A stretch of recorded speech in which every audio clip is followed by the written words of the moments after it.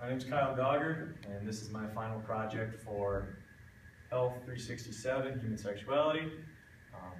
The title of it is called Sexual Education for Older Adults. This lesson that I'm going to do is going to be more in a seminar-like format for, obviously, older people. I would assume if people were here that they'd be with their spouse, boyfriend, girlfriend, significant other, that sort of thing. So it's a presentation / lesson for them that educates them about what sex life is like once you age and get older. So to get started, first thing we would do actually was get them to do an activity. We'd switch over, and there's a sheet here. It's called Facts About Sexuality and Aging. It's 7 quick questions. Actually, it's from the book, one of the insight fact sheets, things like that. So what we do is have them with their spouse, with their partner, go through each of the questions on there. The first one is, older people are asexual beings. What they do is they read the statement and then briefly jot down a response or a reaction to each of the questions. The questions, the first one we went over, the second one is, older people rarely participate in sexual acts. The third one is, menopause can cause serious physical difficulties for all women. Number 4 is, sexual performance problems are a result of using oneself up in earlier years. Number 5 is, a hysterectomy means the end of a couple's sexual activity. Number 6 is, certain foods or vitamins have sexually stimulating or aphrodisiac qualities that help sexual response. And then number 7 is, prosthetic surgery for men means the end of their sexual activity.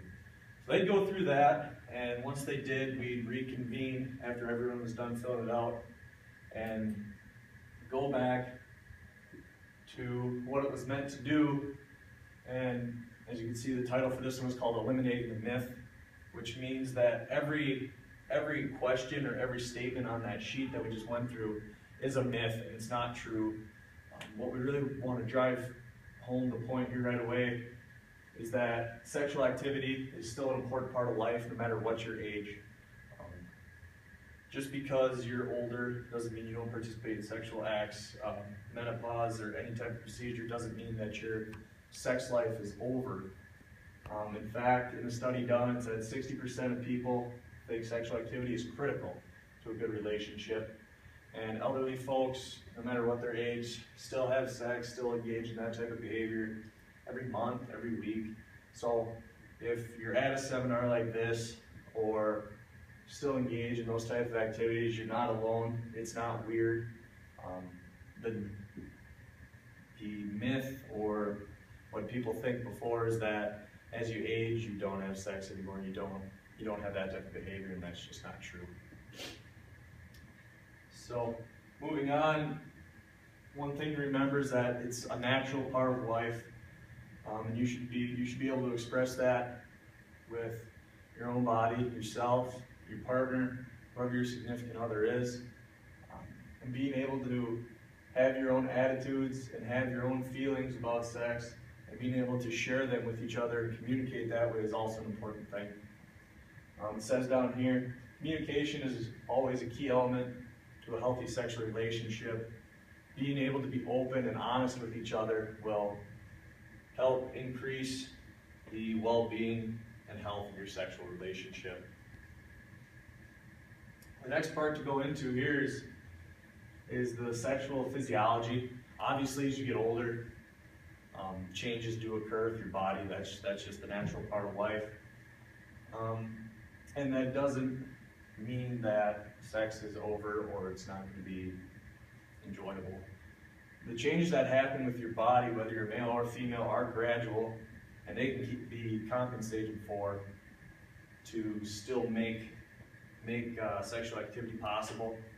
For men, as it says up there, sometimes erections take longer to occur. Ejaculation takes longer. The ejaculation is less forceful, or there's less of it. Just things like that. For women, atrophy could happen, and also drying of the vagina can occur as you get older. Those are just natural things that happen. But things, especially for women, the lubricant or things like that can help. For men, there are other things you can do. We'll go into a little bit later about erectile dysfunction, but things you can work on are all able to be compensated for those things. The next part we have is called use it or lose it. And it says that the physiological function tends to deteriorate if you're not using your sexual activity pretty much. It means you need to engage in sexual activity with your partner all through life. Otherwise, it's going to deteriorate. It's not going to happen as often. You're not going to want to. Your partner's not going to want to. And once again, going back to that point, communication is very key to this. Being able to talk about it, likes, dislikes, making time for each other, being able to keep that kind of sex drive up earlier on, so it'll help you in the long run, and you can have a fulfilling sexual life as you get older.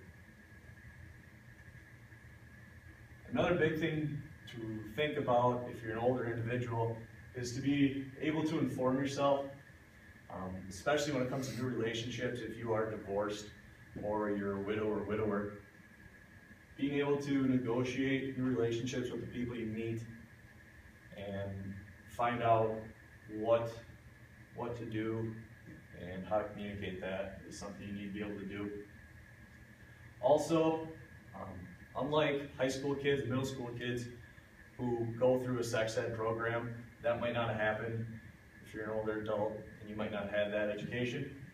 Being able to learn about health issues by going to a seminar like this, or finding out information online or another type of class that deals with STIs, STDs, HIV, AIDS, all those types of things. Being able to learn and make yourself educated is very important. Also, be aware of the physical effects that aging has on intimacy and sexuality, being aware that your body does change as you get older, your feelings might change, and being able to deal with that. Last one is don't be afraid to ask or answer questions. Be an askable adult. If you're a role model for someone who's younger and they have a question, don't be afraid to ask and be honest with them. And no one's ever too old to learn something new. So if you have a question too, don't be afraid to seek out help and ask someone else. Next thing to talk about for the older men is a condition called erectile dysfunction. And what it is the inability to maintain an erection long enough to engage in sexual intercourse. I know a lot of guys, if they're older and have this problem, feel embarrassed about it, but it's nothing to be embarrassed about. It's actually a more common thing than people think. As we stated earlier, with the physiological changes, anything can be compensated for. And if you do have erectile dysfunction, there are things out there. The main one is Viagra. They have a lot of commercials, a lot of ads, which helps boost awareness for the fact that older adults still engage in sexual activity too, which is good. But Viagra is 70 to 97% effective for most men. And what you do is you take it an hour before sexual activity, and then that'll make you able to have and keep an erection long enough to engage in intercourse. But you're not supposed to take it more than once in a day. Other things like that are Cialis and Levitra. It's the same concept. You take it beforehand, and then it'll help with your erectile dysfunction problem.